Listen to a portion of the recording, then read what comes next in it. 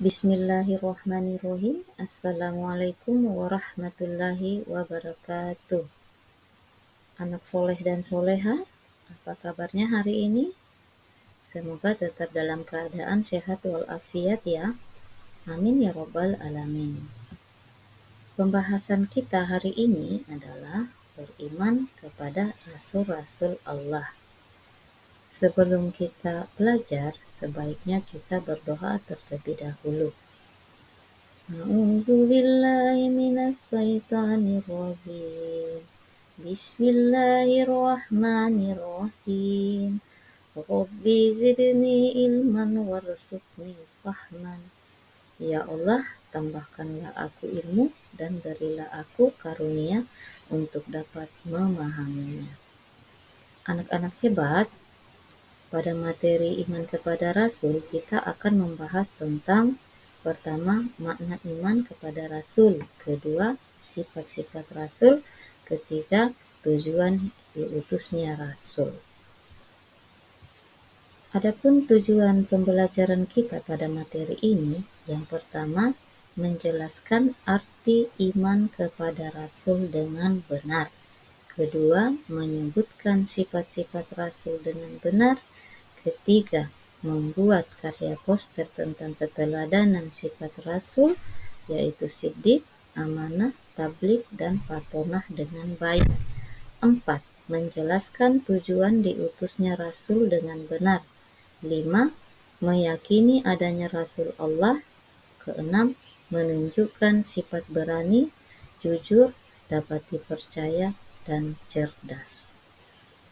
Anak soleh dan soleha, masih ingatkah kalian apakah iman itu? Iya, iman artinya percaya. Iman kepada Rasul Allah berarti percaya bahwa Allah mengutus rasul-rasulnya sebagai teladan dan contoh bagi manusia. Sebagaimana firman Allah Subhanahu wa Ta'ala dalam Quran Surah Al-Ahzab ayat 21 yang berbunyi, Bismillahirrahmanirrahim. Laqad kana lakum fi Rasulillahi uswatun hasanah. Sungguh pada diri Rasulullah benar-benar ada suri teladan yang baik bagimu.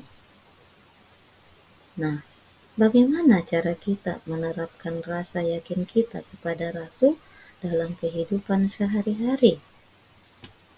Caranya yaitu pertama, meyakini bahwa setiap rasul membawa wahyu yang benar dari Allah Subhanahu wa Ta'ala yang membimbing manusia menuju jalan yang lurus.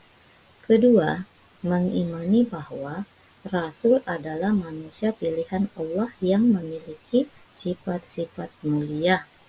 Ketiga, iman kepada Rasul menuntut umat Islam untuk mengikuti ajaran yang disampaikan oleh Rasul karena ajaran tersebut merupakan petunjuk langsung dari Allah Subhanahu wa Ta'ala. Keempat, mencintai para rasul, terutama Nabi Muhammad SAW sebagai penutup para nabi adalah bagian dari keimanan. Hal ini diwujudkan melalui penghormatan, mempelajari sunnah, dan mengamalkan ajarannya. Nah, mengapa kita harus beriman kepada Rasul? Perintah dari Allah Subhanahu wa Ta'ala dalam Al-Quran menegaskan kewajiban beriman kepada Rasul. Hal ini tertuang dalam surah An-Nisa ayat 137-36 yang artinya, wahai orang-orang yang beriman, tetaplah beriman kepada Allah dan Rasul-Nya. Ayat ini menunjukkan bahwa keimanan kepada Rasul adalah bagian integral dari keimanan kepada Allah. Anak-anak hebat, para rasul diberi sifat-sifat khusus yang membedakan mereka dari manusia biasa lainnya. Sifat-sifat ini dikenal dengan nama sifat wajib dan sifat mustahil. Lalu, Mengapa kita perlu menjadikan mereka idolalah? Karena mereka memiliki akhlak yang baik. Allah mengangkat mereka menjadi rasul karena memiliki 4 sifat yang baik. Nah, sifat-sifat rasul yang pertama itu adalah sifat wajib rasul, yang artinya sifat yang pasti dimiliki oleh setiap rasul. Nah, sifat-sifat wajib tersebut yang pertama adalah siddiq, yang artinya benar atau jujur. Rasul selalu bersikap jujur dalam perkataan, perbuatan, dan niatnya. Mereka tidak pernah berdusta, karena kejujuran merupakan landasan penting dalam menyampaikan wahyu Allah. Yang kedua, amanah, artinya dapat dipercaya. Rasul memiliki tanggung jawab yang besar dan menjalankannya dengan penuh kepercayaan. Mereka tidak pernah mengkhianati amanah yang diberikan oleh Allah dan umatnya. Sifat yang ketiga adalah tabligh, artinya menyampaikan. Rasul selalu menyampaikan wahyu Allah tanpa menyembunyikan sedikit pun, meskipun kadang menghadapi ancaman dan penolakan. Tugas-tugas mereka adalah menyampaikan risalah secara terang-terangan. Dan sifat yang keempat adalah fatonah, artinya cerdas. Rasul memiliki kecerdasan yang tinggi untuk memahami wahyu Allah dan menyampaikannya dengan cara yang bijaksana. Mereka menyampaikan dan mampu memberikan solusi atas permasalahan umat dan menjawab tantangan zaman. Anak-anak soleh dan soleha, sifat kedua Rasul yaitu sifat mustahil, artinya sifat yang tidak mungkin dimiliki oleh para rasul. Sifat mustahil ini adalah kebalikan daripada sifat wajib. Adapun sifat mustahil tersebut, yang pertama kitsib, artinya berdusta. Kedua, khianat, atau berbuat curang. Ketiga, kitman, yaitu menyembunyikan wahyu. Dan keempat adalah balada, yang artinya bodoh. Jadi, mustahil para rasul itu memiliki sifat ini.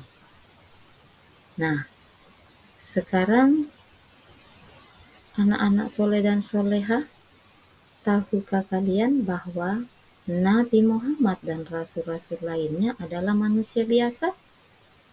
Ya. Selain sifat wajib dan sifat mustahil para rasul, juga memiliki sifat jaiz, yaitu sifat manusiawi. Sifat ini mencakup hal-hal seperti butuh makan, minum, tidur, merasa sedih, merasa senang, atau sakit. Namun, sifat ini tidak mengurangi kedudukan mereka sebagai utusan Allah. Nah, sekarang bagaimana cara kita meneladani sifat-sifat Rasul tersebut? Yang pertama, memahami dan menghayati sifat-sifat Rasul. Kedua, mengikuti sunnah Rasul. Ketiga, mempelajari atau membaca kisah kehidupan Rasul. Keempat, menerapkan nilai-nilai sosial, kesederhanaan, dan kesabaran. Kelima, berdoa memohon bimbingan.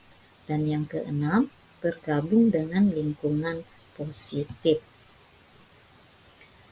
Nah, sekarang Allah mengutus para rasul itu untuk apa? Tentunya mempunyai tujuan. Nah, tujuannya itu adalah yang pertama, menyampaikan wahyu Allah. Kedua, mengajak kepada tauhid atau mengesahkan Allah. Ketiga, memberikan petunjuk dan bimbingan hidup. Keempat, menyempurnakan akhlak mulia. Kelima, memberikan kabar gembira untuk orang yang beriman dan peringatan untuk orang yang ingkar. Keenam, menyucikan jiwa manusia. Dan yang ketujuh, menjadi teladan dalam kehidupan. Anak-anak hebat, setelah kita memahami sifat-sifat Rasul, kita harus meniru sifat-sifat Rasul dengan selalu berucap dan bertindak dengan benar, berani karena benar, menepati janji, dan rajin belajar. Alhamdulillah, pembelajaran kita hari ini telah selesai. Ibu ucapkan terima kasih, tetap semangat belajar, dan jaga kesehatan. Mari kita menutup majelis kita hari ini dengan membaca Subhanakallahumma wa bihamdik asyhadu an la ilaha illa anta astaghfiruka wa atubu ilaik. Wassalamualaikum warahmatullahi wabarakatuh.